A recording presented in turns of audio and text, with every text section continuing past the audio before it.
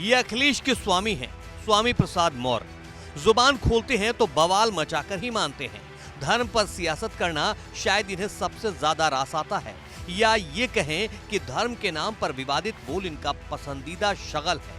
यही वजह है कि मर्यादा पुरुषोत्तम राम पर विवादित टिप्पणी के बाद अब माता लक्ष्मी पर ऐसी टिप्पणी की है कि बवाल मच गया है।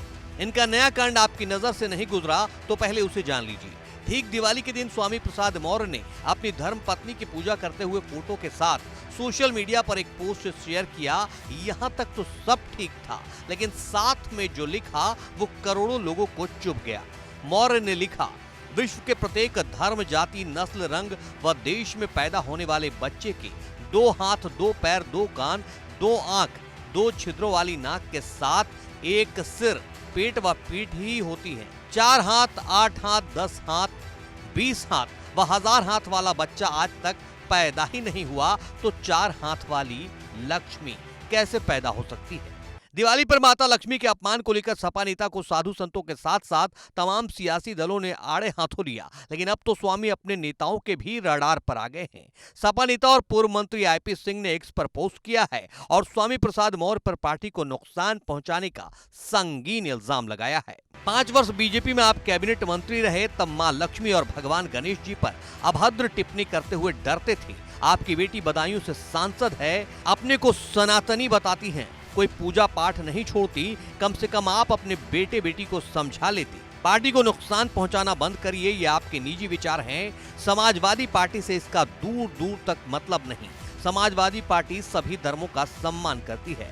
मैनपुरी की सांसद डिंपल यादव 5 नवंबर को बाबा केदारनाथ के दर्शन करके लौटी हैं। समाजवादी पार्टी की हिंदू धर्म में पूरी आस्था है। इससे पहले कांग्रेस नेता आचार्य प्रमोद कृष्णम ने भी स्वामी प्रसाद मौर्य को खूब खरी खोटी सुनाई थी। सीएम योगी आदित्यनाथ से उनके बोलने पर पाबंदी लगाने की अपील की थी। स्वामी प्रसाद मौर्य के मुंह में बवासीर हो गई है। स्वामी प्रसाद मौर्य जी को इलाज की बहुत जरूरत है। मैं योगी आदित्यनाथ जी से कहूंगा कि उनके बोलने पे पाबंदी लगाएं। हालांकि बाद में स्वामी प्रसाद मौर्य ने इस पूरे विवाद को एक नया एंगल दे दिया है और मामला पत्नी की पूजा पर ला दिया है और सवाल किया है कि जब पत्नी असली गृह लक्ष्मी है तो उसकी पूजा करने में आपत्ति क्यों? देखिए, जो भी मैंने किया और जो भी मैंने लिखा वो सब व्यवहारिक, वैज्ञानिक, सत्य और सनातन पर आधारित है। सही मायने में घर की लक्ष्मी तो घरवाली ही होती है,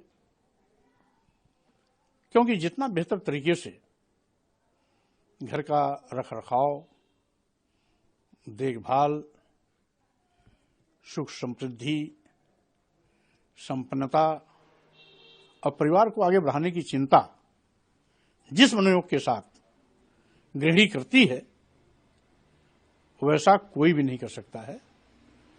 और इसीलिए घर वाली को गृहिणी, और गृहिणी के नाम से ही घर बना है, गृहिणी नहीं तो घर नहीं। तो इसलिए जब घर की सही लक्ष्मी घरवाली है तो उसकी पूजा करने से एतराज क्यों? किसी को परहेज क्यों? लेकिन सवाल फिर वही कि आखिर स्वामी सपा में आकर इतने बेलगाम क्यों हो गए हैं कि वक्त दर वक्त वहीं चोट करते हैं जहां से सपा का हिंदू वोट बैंक खिसकता दिखाई देता है। तो क्या स्वामी के खिलाफ सपा के अंदर से ही विरोध के सुर बुलंद होने के बाद अखिलेश कोई एक्शन लेंगे?